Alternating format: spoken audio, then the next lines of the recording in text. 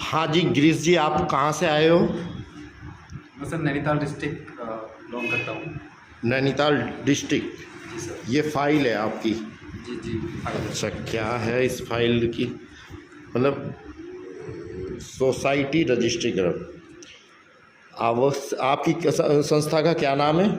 आवश्यकीय आधुनिक आध्यात्मिक कौशल विकास समिति।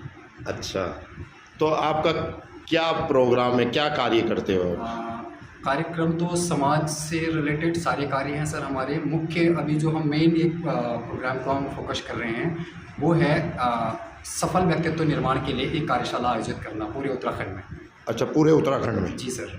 3 जो प्रदूषण हैं हाँ, बहुत भयंकर रूप से फैल चुके हैं हमारे अभी आधुनिक। बताइए क्या प्रदूषण है? एक तो जाति धर्म पंथ के आधार पर ऊंच नीच का भेदभाव, ठीक। और दूसरा लोग पोजीशन में बैठ तो गए, लोग पोजीशन में बैठ तो गए लेकिन पोजीशन के अकॉर्डिंग काम नहीं कर रहे हैं। मतलब पोजीशन मतलब थोड़ा डीपली समझाए हमें ये। पोजीशन मतलब वो किसी भी पोजीशन, कोई भी पोजीशन हो सकती है। वो घर के मुखिया बन गए, हाँ। मुखिया का काम नहीं कर रहे हैं। हाँ या किसी IAS PCS IPS engineer doctor businessman या अध्यापक बन गए, जी। लेकिन बनने के बाद उनको जो करना चाहिए वो नहीं कर रहे हैं। और जज वकील डॉक्टर मतलब ये बन तो गए, लेकिन पॉलिटिशियन ये अच्छा। बन तो गए, लेकिन बनने के बाद उनको अकॉर्डिंग प्रोफाइल क्या करना चाहिए, उनकी क्या रोल एंड रिस्पॉन्सिबिलिटीज़ हैं, उनके अकॉर्डिंग वो काम नहीं कर रहे हैं। अच्छा, 2 प्रदूषण हो गए। तो फिर आप इसमें क्या करना चाहते हो? मतलब अभी तीसरा प्रदूषण सुन लीजिए सर जी। तीसरा प्रदूषण आज आधुनिक समय में एक व्यक्ति इसको बहुत बारीकी से जानता है, जो कि पहला प्रदूषण तीसरा प्रदूषण में भी एक घर घर फैला रिश्तों का प्रदूषण है। जी। एक भी रिश्ता वो नहीं बचा जो कि उस रिश्ते की वास्तविकताएं हैं। जी। तो इन तीनों प्रदूषणों को ख़त्म करने के लिए अभी हम आध्यात्मिक जागृति प्रोग्राम कर पा रहे हैं सर। हमारे उत्तराखंड के सभी विद्यालयों में 5वीं क्लास से ऊपर, चाहे वो हिंदी मीडियम हो, चाहे इंग्लिश मीडियम हो, चाहे वो उर्दू मीडियम हो, चाहे फारसी मीडियम हो, का मतलब कि जिस भी लैंग्वेज के अकॉर्डिंग हम किसी शिक्षण संस्था। आप किस प्रकार से प्रोग्राम करते हैं स्कूलों में? 2 लाइनें बताएंगे सर हम। जी। एक, हम जहाँ रहते हैं उनसे हमारा संबंध क्या होता है। अब सबसे बड़ी बात ये होती है हम जहाँ रहते हैं उनसे हमारा संबंध क्या होता है। अच्छा, इसे एक्सप्लेन करें आप। बहुत हम आधुनिक समय में हम जहाँ रहते हैं का अर्थ हम इतने में ही सीमित कर लेते हैं अपने आप को। हम घर पे रहते हैं या अपने राज्य में रहते हैं या अपने ज़िले में रहते हैं या देश में रहते हैं, तो हमारा मतलब ये नहीं है। हमारा मतलब है हम यूनिवर्स में रहते हैं। जी। यूनिवर्स से हमारा संबंध क्या है, ये संबंध जान पाते हैं हम।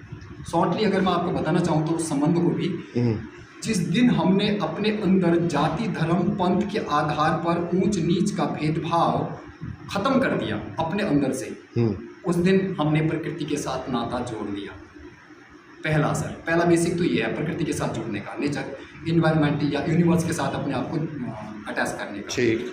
और दूसरा, हम जिस भी हिंदी देवी देवताओं को मानने वाले हैं या अंग्रेजी देवी देवताओं को मानने वाले हैं या उर्दू या कोई दूसरी लैंग्वेजेस है, अच्छा, किसी न जिस भी लैंग्वेज को ब्रह्मांड के अंदर पूरे संसार में लोग हैं किसी भी किसी एक यूनिवर्स पावर को जरूर मानते हैं।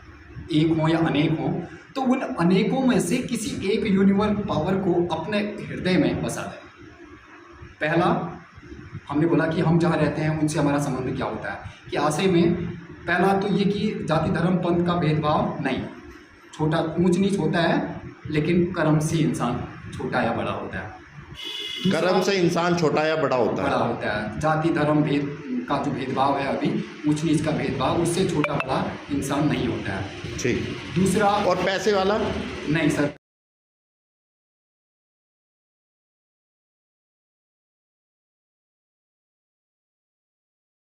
जी शांत रहना, ठीक है।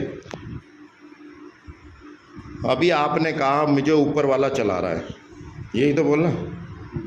हम आपसे एक पर्सन पूछ रहे हैं, गिरीश जी आपकी जो समिति का नाम है वो है आध्यात्मिक आधुनिक, ठीक है। ऊपर वाला कौन से कलर का है?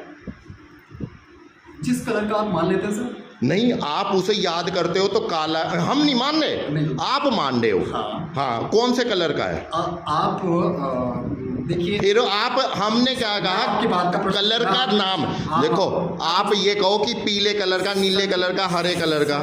सर जी मैं आपको एक चीज पूछता हूँ, मैं आपको कहता हूँ कि अरे हमने पर्सन करा आपसे, आप दुनिया पर स्कूल के प्रिंसिपलों में, आप स्कूल के प्रिंसिपल को आप अपनी प्रवचन दे चुके, आपको प्रश्न का आप प्रमाण ये इतने सारे इकट्ठे कर रखे आपने ये स्कूलों के।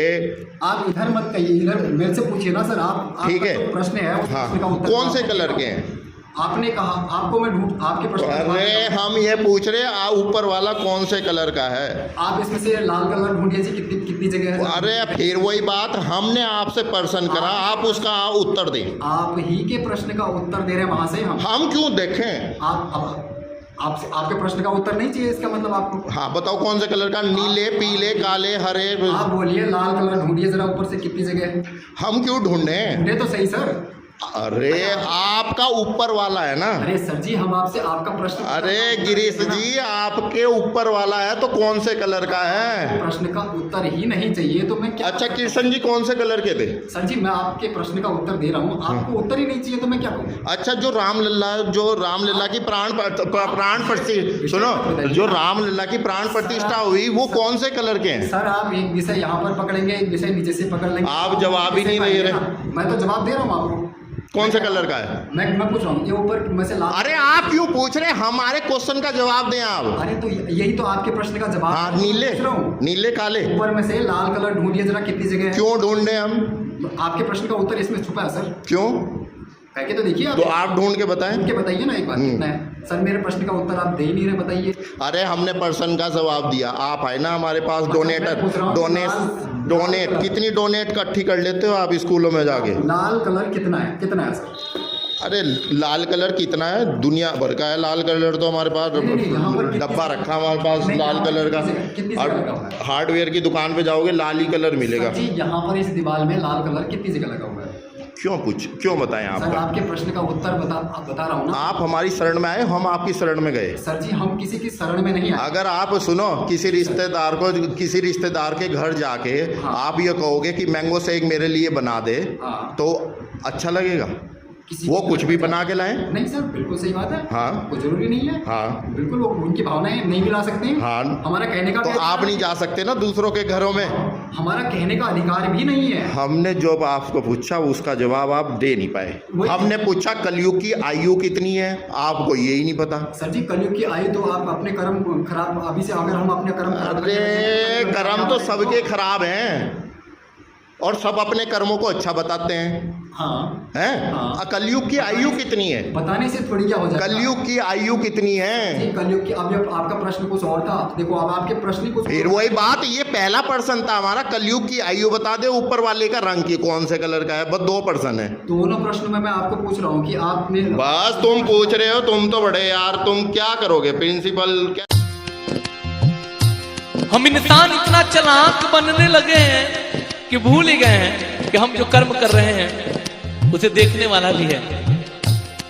हम सोचते हैं जो बुरे कर्म करते हैं हम उसे कोई नहीं देख रहा, लेकिन याद रखना भगवान तो हर एक कर्मों का हिसाब रखते हैं।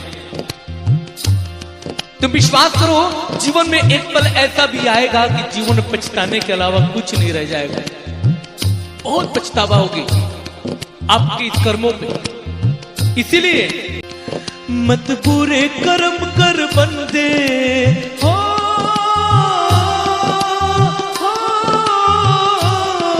मत बुरे कर्म कर बंदे वरना पछताएगा। भगवान की नजरों से तू बच ना पाएगा। भगवान की नजरों से तू बच नहीं पाएगा। मत बुरे कर्म कर बंदे हो,